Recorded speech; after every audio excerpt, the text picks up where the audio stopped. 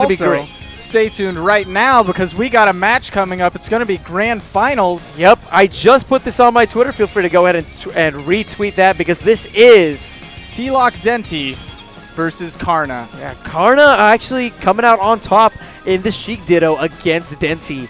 I'm curious to see if Denti's going to be sticking with Sheik or if we're going to be seeing maybe a character swap. He does also have that Luigi after all. That said, Luigi's a pretty bad matchup against Sheik. Oh yeah, and that explains why Denti is just going to be going straight for the Ditto once again.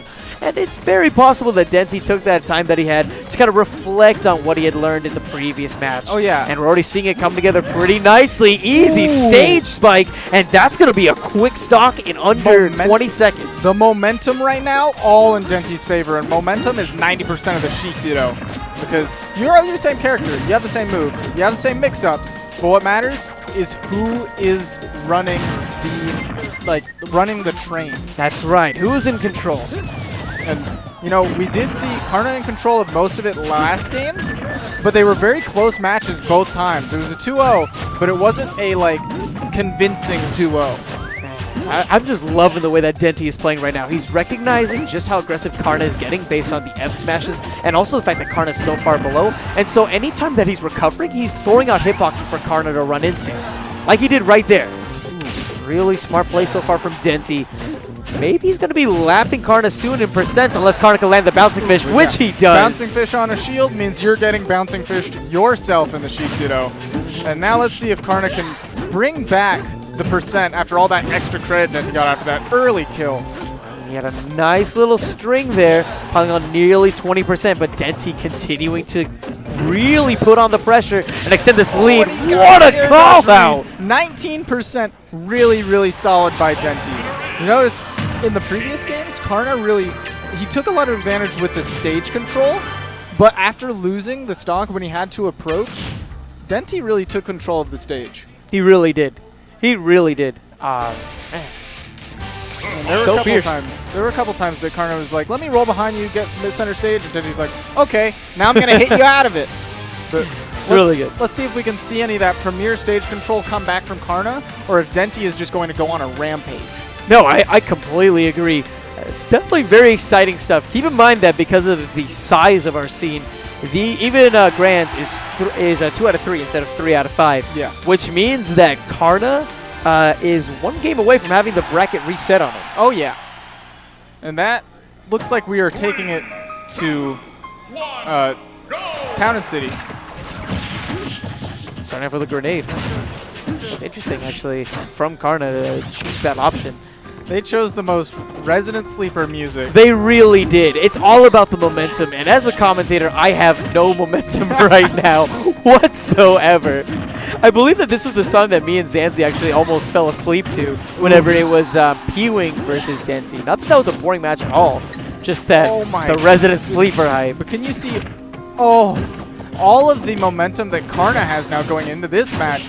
He just capitalizes so much off of his hits. Oh, and he capitalized off that up smash. Another super early kill, and it looks like momentum is in Karna's favor now. Definitely. You know, you didn't even need the stage spike for that one. And whoa, what an interesting combo instead of going over the fair. What are these tricks from Karna? Karna's crazy! I mean, he couldn't quite get anything afterwards, but I just love the little mix-ups that we're seeing from the combo creativity. game. He's like, I have a stock up. I have time to be creative. I can do what I want. Creativity, I think, is why I love the Ditto so much. It's because everyone's always trying out new things, bringing new options to the table, and it's options that the opponent can try out as well. Right. And then maybe improve on from there.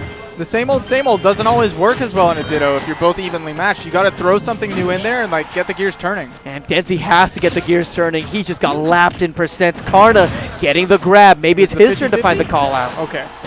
Denti making it back from that 50-50 situation. Karna now, recovering with a bouncing fish. Interesting. Denti's cost Denti a little bit. Denti known for his patience overall. Karna knew that he wasn't going to come out to contest. Oh, what a recovery from Karna. Denti contesting his recovery, eating that upbeat. I mean, I understood the thought process from Denti. He was saying, you know what? I'm a stock down. There's a Sheik off of the stage. This is my chance to utilize Sheik's excellent edge guarding tools to get in there. And Karna said, Nah, bruh.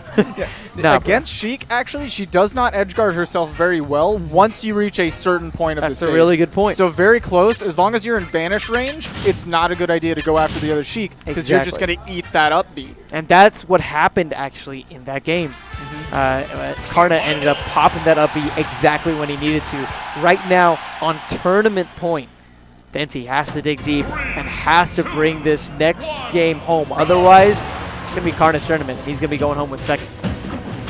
Now it looks like they decided for FD this time, no platforms to get in the way of all of their fair planes, all of their forward throw bouncing fish shenanigans. And you know what? Even though the last stage had the most resident sleeper song of all time, this I think might be my favorite song. So hype. So excellent. The Melee remix, ooh, absolutely loving it. But here we go. And Denti with what the are SD. those? Yeah, definitely a technical error, and not a technical error that you want when you are one game away from taking second at this tournament. Definitely not. But that said, the way that momentum works in a Sheik Ditto, Karna didn't take that kill, so he may not be feeling it. If Denti can take the kill first, he'll still have momentum going into the next stop. That's true. That being said, Denti looking like he's playing a little bit on tilt now.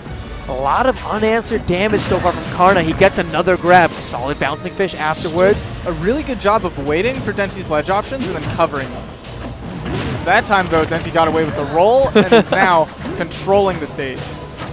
Really good control. And you're right, Neighbor. There's a nice battle back and forth for center stage. But then I think at the edge is where the gap starts to widen a little bit. Exactly. And it feels like in this match, Karna's done a much better job both on the edge trying to get back onto the stage as well as defending and taking control of the ledge. Right.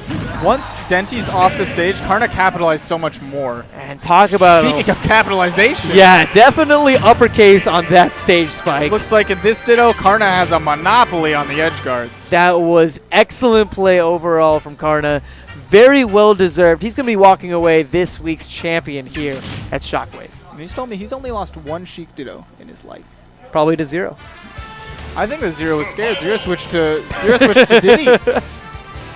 But Karna, really solid player. Very good at just most Sheiks in a Ditto will get their 1-2 guaranteed hits and not more. Karna's really good at carrying those hits further and further.